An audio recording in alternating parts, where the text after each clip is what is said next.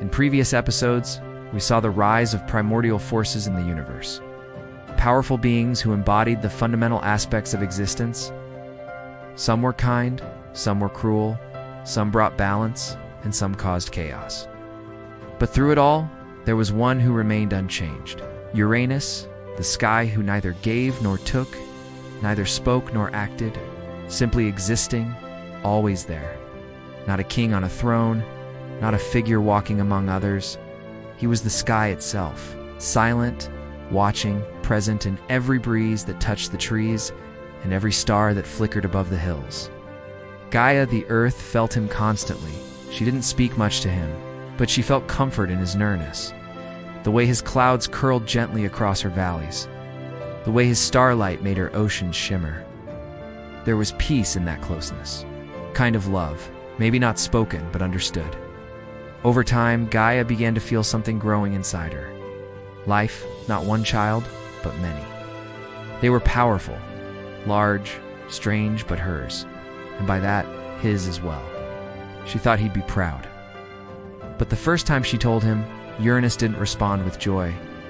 He just stared at the ground, unreadable, then looked away without saying a word.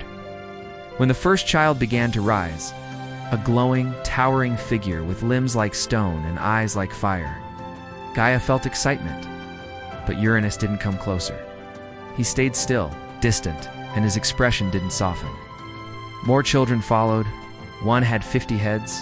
One was covered in glowing bronze. One seemed to burn from the inside out. They were beautiful in their own way, but they frightened him, not because they were evil, but because they were powerful, because they were different. He didn't say it out loud, but something in him twisted the moment he saw them. Not admiration, but fear. That night, Gaia asked him, gently, "Did you see them?"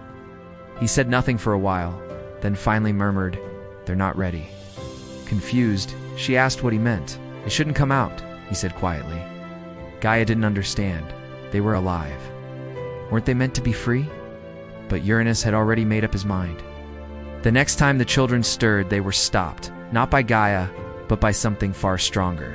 Golden chains wrapped around them, not from the earth, but from the sky. From Uranus. He'd forced them down, buried them deeper, pushed them back inside the earth. Gaia screamed, her surface cracked, her rivers thrashed. She cried out to him, begging him to stop, to explain. "Why are you doing this?" she shouted. Still nothing. "They're dangerous," he answered.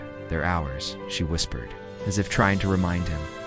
"No," he said, turning away. "They belong below."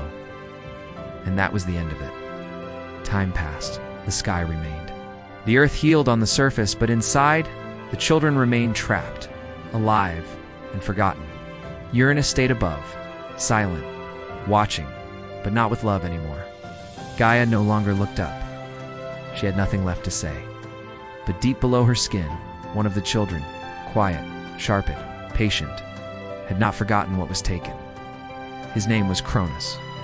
And while his brothers and sisters remained still, Cronus watched the sky, and in his mind, a thought sparked, a plan took shape, and then a blade emerged. It was a weapon forged not with fire or metal, but from the very fabric of existence.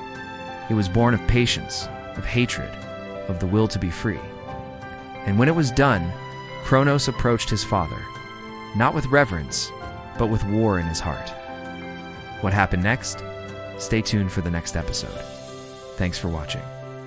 Don't forget to like, share, and subscribe for more.